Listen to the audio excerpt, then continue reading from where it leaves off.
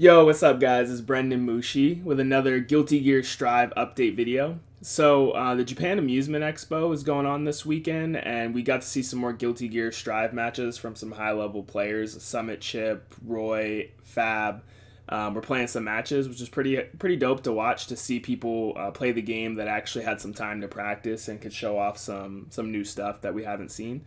But they had a panel discussion afterwards where the top players were like giving their feedback, like what they didn't like about the game, what they did like about the game, and we got some more insight on what Daisuke's going to be headed with the game. We still have like a whole year before this game comes out, and they've been taking feedback surveys from the community, from Arc Revo, and I'm really excited about this because I'm really glad that Arxis is listening more than any other company I've really seen for a fighting game. Like, most of the time when a fighting game comes out, it's like, all right, this is the game, we're gonna give this to you guys, and you just have to hold that.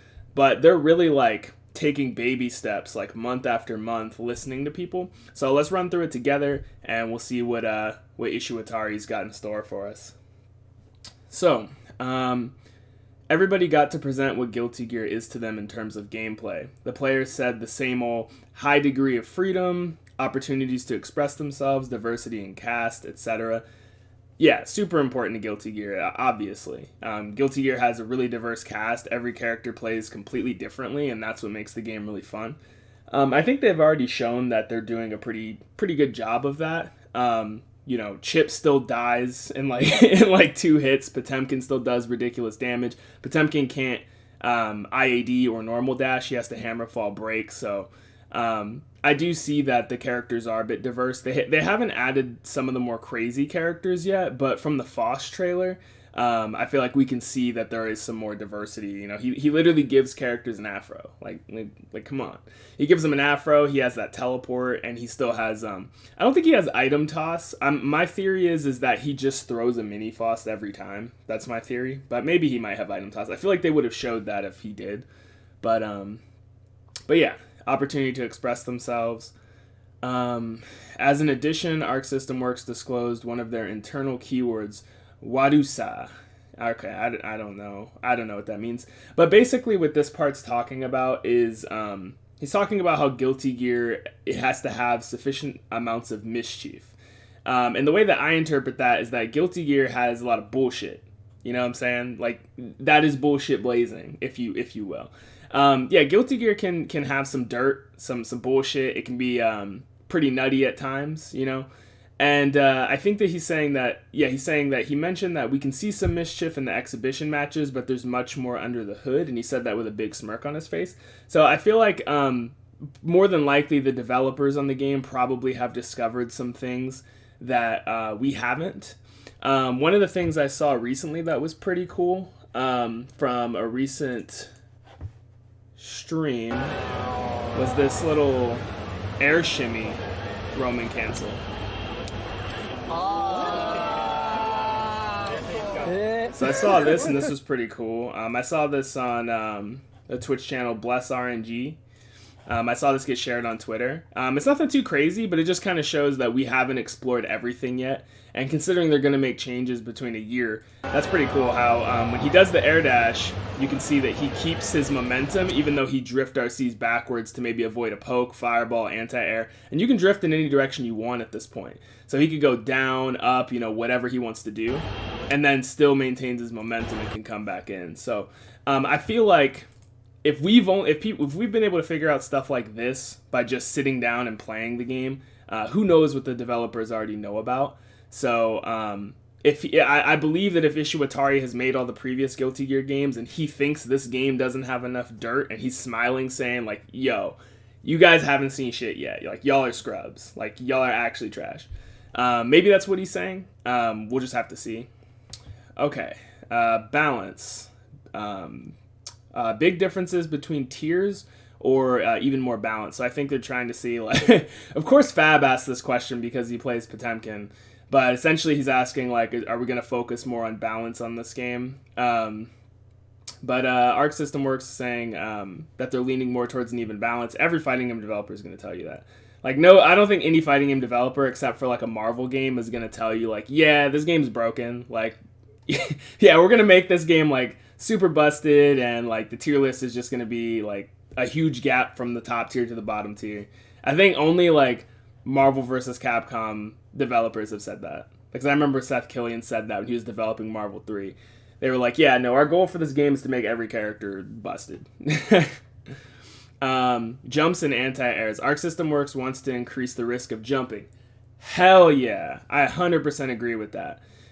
Because in this game, you can block anti-airs. So if somebody goes for an anti-air, you can just keep blocking it. You don't have to FD. I'm assuming they mean like the actual, not the risk gauge, because it's not spelled like the risk gauge. Risk gauge, which is the gauge, the guard gauge. People had exclaimed before that they think the risk of jumping in Guilty Gear Strive comes from where you block anti-airs and it increases your risk gauge. But honestly, I haven't really seen it come into play that much. I really haven't, personally. So I think that they mean like actually finding ways to make it riskier to just jump at people and hold back. So I highly agree with that, because I remember I remember when they first showed off the game and Kizzy's reaction when they said, yeah, so you don't have to jump FD anymore. And I remember like Kizzy had like the wide eye, and it was like one of the first things he asked them about, because that is really strange. So next up, air dashes. Oh god, this is a juicy conversation, because everybody's pretty salty about how they changed air dashes. I have to agree, I don't really like the new air dashes, but I don't think it ruins the game. It kind of reminds me a bit more of like Assault from Unist, which is like the air dash in that game, the universal air dash. It's a bit slow and has more of an arc to it, so it's a lot more reactable. It's a bit slower, and this game is more neutral based and more slow, so I feel like maybe their idea there was, number one, to slow down the neutral game, so that it's not as fast as previous titles, or number two, to also kind of limit the IAD high-low mix-ups, because in Guilty Gear titles you could do like a delayed air dash low to the ground and they have to guess high-low, but I can't really imagine that that's a problem, because you don't really get that much time off of a hard knockdown to do that, you know what I'm saying? But moving on.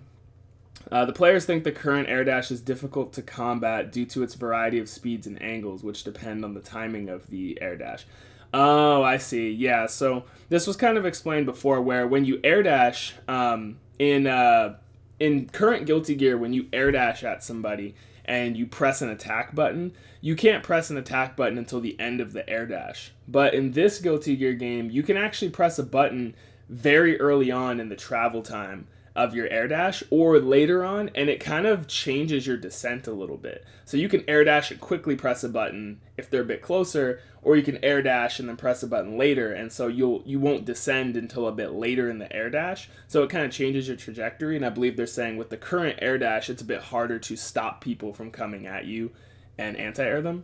The players think that it currently is stronger in neutral than previous air dashes, as it was difficult to find good reactive responses to it. For instance, high air dash could make a reactive anti-air whiff when it would have hit the low air dash, which only comes a short time afterwards. Yeah, so basically it seems like their issue is that with the new air dash, because of all the different angles and speeds based on when you press a button when you air dash, it's hard to find a legit response to it, because it's not the same every single time. And so it just seems like it's a bit stronger than it was before, because before it's like you air dash, you're always going to come at the same angle, so I know my response to it. But people can kind of like change the timing on it to kind of throw you off and make your anti-airs whiff, or make you get hit because you expected a different type of air dash. And so I think that that kind of seems like it could be pretty annoying, honestly. Arc System Works says that they discussed the design of air dashes and they're experimenting with the air dashes. So I'm not sure if they're going to change them back to the way they were before, because based on this, it doesn't sound like it's a problem where they think it needs to go back to the old air dash. They might just keep it how it is, but just tweak it a bit. I would prefer that they just go back to the old air dash. That's me, but I'm not really tripping about it. All right, defense. Fab did not experience IB creating as much threat as before, obviously. In terms of design, Arc System Works wants defense to be a fun part of the game as well. Ishiwatari is not happy with the current state of IB. He thinks that it is not really fun at all. Arc System Works is experimenting to find new solutions. Thank God. I don't like this. Grand Blue Fantasy works the same way. So if you don't know, instant block in Guilty Gear, when you block just before an attack hits you, it reduces the frame data of the attack, reduces the pushback on block, and it also increases your risk gauge, and it builds you meter. So it actually does a lot of things. But now in this game, the only thing it does is build you meter. And Grand Blue Fantasy Versus works the same way. So it's like I'm timing, my blocks to their block strings to build meter. That's great and all, but it's not that much of a reward compared to the risk if I mess up and get hit and then eat a full combo in a game where I die in like 3 combos. So I definitely think that they do need to adjust that. It's not as fun. Like, it's really cool to go into the lab and be like, all right, what can I do about this situation? And realize, if I instant block this, then that changes everything. If I instant block Sol's Fafnir, his pressure isn't as scary because he doesn't just run all over me. I can understand why they wanted to take that away, because there are certain matchups that change dramatically with IBing, and IBing can be hard for beginners, and in a game where they want to make it beginner friendly, I get it. They want to take that away, but at the same time, I think they took it away a little bit too much. I'm not sure how they're going to how to make that better. It seems kind of black and white for me. I say just leave it in. Like, leave instant block in the way that it was, because as a newer player, you don't need it to play the game. Like, you don't need it. You know what I'm saying? Like, you can still do combos, because combos in the game are pretty easy. You can RC. Like, you can still play the fighting game, and then once you get to that level, then you can start IBing things, which will help change the game. So I think they should revert IBing back to building meter and, at the very least, reducing block stun of attacks. I wholeheartedly think they should do that. The UI, yes, it is a placeholder, and yes, they will change it. Thank God. Bless up. That's so blessed, because the UI, I don't hate the style of it. Like, some people don't even like the style. They don't like the bright colors and everything like that. I personally, most of the stuff I like bright colors. Like, I always liked the Street Fighter, Marvel, Grand Blue type of fighting games. Like, I like the brighter colors, but obviously this is a Guilty Gear game, and Guilty Gear's always had, heavy metal, rock, chains, gears, and stuff like that as their UI. And so it looks like Ishiwatari wants to strike a balance between not making it really gloomy. Like, I'd say XX looks a lot darker and gloomier as compared to Xrd. Xrd was definitely more of an anime direction, is a bit brighter, but still has that heavy metal look. So maybe they might go for more of an Xrd, or maybe Xrd, but a little bit lighter, It says right here, interestingly, Ein mentioned that it looks more like pop than rock, which is super ironic to me. Maybe we get pop star Ino then? Maybe Ino doesn't, she doesn't have a guitar. She just has a mic and uses auto-tune. I don't know. Ishiwatari definitely thinks that this is a problem. There must be a rock feel to it. Obviously, I agree. But he also did mention that Arc System Works would like to remove the gloomy atmosphere of past UIs, for sure. The UI is a placeholder, but it definitely shows the direction they want to go. It's not like they just randomly were like, oh, yep, just slap this UI. Like, they definitely thought about it, and that's what they wanted. It's obviously a placeholder. Well, not obviously, because some of us were pretty worried it would stick, but it definitely looked like it wasn't final. One of the things I don't like about it is I don't like how the combo counter just grows to this giant number that covers like half the screen. Like, I get it. Like, we don't, like, it's odd because they said they wanted something simple. They didn't want to clutter the screen. They didn't want to confuse players. But I think this UI is one of the most confusing fighting game UIs I've ever seen. There's nothing wrong with Xrd's UI or previous Guilty Gear's UIs at all. I've never heard anyone complain that Guilty Gear's UI is cluttered or hard to understand in my life. So I don't really like how the burst is represented on the character's face, because that means that in order to look at the burst, I have to look at a different spot. So like in Xrd, the burst is in the upper left and upper right hand corners in giant letters, and it will always be there. But in this game, burst actually doesn't even appear unless you have it, and it appears on your character's face, which moves along the health bar. So I think that's actually harder to keep up with, if you ask me. Like, that makes less sense. And the risk gauge also is the same way. It moves with the character's face. So I don't like that. And also the way that the rounds are represented with hearts. So it's like you both start with 2 hearts.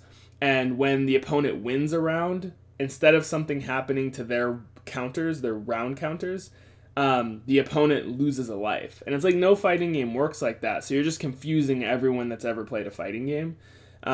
It seems like they're trying to be too innovative. Like, they're trying too hard to do something different. And it's like, there's certain things that don't need to be changed. Just keep it the same. So in summary, that's super good news. Like I'm really excited to hear that they're changing the UI for a more rock feel and hopefully make it less jarring. I don't know. Maybe it'll be the same, but they're just going to change the font and everything. But I really hope they consider changing how jarring the counter hit pop-ups are and the combo counter. Okay, this is one that I want to see the most. So I haven't actually read the rest of this interview here, so I really need to see this. Okies characters. So my boy Zato, we're talking about Melia, Eno, Venom, basically everybody in Guilty Gear. No, I'm just kidding. But yeah, they mean specifically Okies lockdown characters that just get a knockdown once, throw something up on you to lock you down, and then just go ham.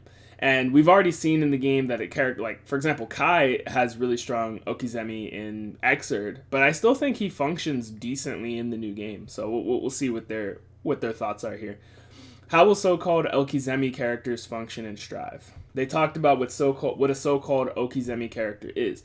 Arc System Works obviously do not want to say anything about which characters are to come, so they phrased it all in what-ifs, which makes sense. Were a Okizeme character to be in Strive, they would obviously have to have a strong Okizeme game. But Arc System Works wants people to more easily understand what is going on and not as strong loopability. They mentioned 2 examples. 1, they do not want characters that put out projectiles with large animations that cover the character, effectively hiding their mix-up option. Okay, I mean, that's fair. I feel like what they're saying with that is that they're just saying they don't want the person being mixed to not know what's happening. Like, they don't want it to be like unseeable. You know what I'm saying? So it's not that they don't want you to be able to get locked down and then mixed. They just want it to be visible. They want the person getting hit to understand. Number 2, they do not want players to be able to use 25% meter to put a meaty projectile from which the character proceeds to do an unreactable and safe mix-up. So Milia? But yeah, okay. So I think I can understand what they're saying. And we can still obviously use 50% tension to go into low air dash or empty jump low from our 2D into charged stun edge with Kai. Yeah, I mean you definitely could do that. You could. Like, you could do a combo into sweep, cancel it into charged stun edge, RC. I mean, you're spending 50%, but you'd have to RC and then you could go for a high low. Like, that is something you can do. So it sounds like to me that because they said we're an Okizeme character to be in Strive, because they had to say what if. They can't say an Okizeme character is in Strive. They said we're a Okizeme character to be in Strive. They would obviously have to have a strong Okizeme game. So that means that they do agree that an Okizeme character would have to have strong Okizeme. They just said they want people to more easily understand what's going on and not as strong loopability. So you're not going to see Milia do like a 50-50 that's really hard to react to, combo off of it, and then at the end of that combo, put another tandem top on top of them, and then repeat and do it again. Like, you're not going to see that happen. So we've already seen examples where characters are able to put something on the screen and lock them down. Because Faust has his item toss where the mini Faust is clearly on the screen forever, just like he is in Xrd, while Faust is still able to move. So clearly Arxis isn't against the idea of locking people down and then doing what you want, because Kai can still charge stun edge, and Faust can still do his mini Faust item toss, right? So they're definitely not against the idea of locking people down. It just sounds like if Zato were to be in the game, that they just want to make it more clear what's happening to them, and maybe after going for Okizemi, they won't be able to just loop it. Like they have strong Oki, but once they just get really high damage off of it, and then it resets to neutral. That's probably what it is. I guess we'll just have to wait and see. Difficulty.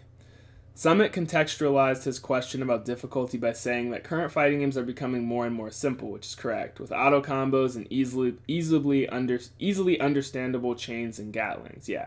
So Grand Blue Fantasy Versus, Dragon Ball Fighters, Guilty Gear Strive, every Street Fighter V, pretty much every fighting game across the board at this point is just becoming easier and easier and simpler, unfortunately. It's just the truth. In this context, Summit thinks that Guilty Gear Strive is a very difficult game with its limited gatlings and tons of situational decision making. Summit asked what Arc System Works' actual target is, given that fighting games are going in aforementioned direction and that Guilty Gear Strive is so difficult to play. So Summit actually thinks that the game is difficult. Let that sink in. Let that sink in. Summit Chip actually thinks that this game is difficult, and he disagrees with the fact that they want this game to be catered towards newcomers and easier players. That's interesting. I wasn't expecting that at all on the topic of difficulty. I was literally expecting him to say, how brain dead do you plan on making this game? I hate this game. I hate Arxis. This is Street Fighter V all over again. That's what I was expecting, but okay. Of course, all games end up having depth. The question is how much and how long players can remain stimulated by that depth. Arc System Works wants to get new players to come into the GG scene. Arc System Works often discusses what actually makes a game easy or difficult. They did not want to compare or mention other games. Ishiwatari does not believe that simple combos make for simple games. Akira mentions that in fighting games, combos can look difficult but actually be simple, and that combos can look really simple but actually be really difficult. Oh, he's spitting facts right there. This nigga spitting. Arc System Works is working hard to find a good balance in its difficulty so that established Guilty Gear players, established fighting game players, and totally new players will pick up Guilty Gear Strive and enjoy it. I mean, yeah, that's typical fighting game developer PR speech. I mean, what do you want him to say? It's like, I mean, honestly, like, so far from what I've seen, I think the game looks fine. Like, it's the combo system is definitely looking to be a lot easier for sure. Like, that's for sure, than the current Guilty Gear titles. But I don't think that's so much of a big deal personally. And it's hard to say because when a game is brand new, it's typically not going to have really long combos or really difficult combos because you have to let the game like marinate. Like even a game like Dragon Ball Fighters, for example. Like Dragon Ball Fighters, everybody said that all the characters do the same combos, which is actually still true, to be honest. But they said that the combos were too easy. But like if you watch like top level players play that game, sure, not every time they touch a character is the combo just super difficult, but most of the time they do like difficult combos that are hard to do, that are more optimal. Like especially when you get into like TODs and stuff like that. So that's why you just have to wait until the game actually comes out to see like what you can actually do. So difficulty is just a hard conversation. But, I mean, at least they're saying they're trying to strike a balance. The thing that I'm just most happy about is I'm just appreciative that they're doing things like these. They're taking in feedback and they're listening. And it's not like the game is coming out in 3 or 4 months. It's coming out in a whole year. So we have plenty of time to give them feedback. We haven't even gotten to the first open beta yet, and they're already changing the UI because everybody hated it. They're listening about instant block and considering changing instant block, adding a risk to jump-ins, looking at the air dashes, looking at balance, trying to get new players into Guilty Gear, trying to discussing that there's more mischief in the game, things that we haven't actually found out, and also discussing that Okizemi characters, if they were to be in the game, they're not going to be in the game in the same way that you know and love. They're not going to be so cheap that they just that they loop you over and over again, which I love to do. Obviously, I do. So that is unfortunate, but it is a new game, so Okizemi characters won't be completely gutted. They're just going to be a bit more fair, it looks like. So honestly, I feel like majority of this interview it really shed light on the main problems instead of running away from people's issues with the games. And as usual, I trust Arc System works with the game. Every game that they've made, I've thoroughly enjoyed. The game looks beautiful to me. I'm excited for it, and it looks really fun. So hopefully you guys enjoyed this interview and you got some new information out of the game. Let me know what you think. Did any of these things make you feel a bit better about the game, or are you still on the on the side of the fence that this is Guilty Gear, Guilty Fighter 5? So let me know in the comments down below. Like, comment, subscribe, and I will catch you guys in the next video. Peace out.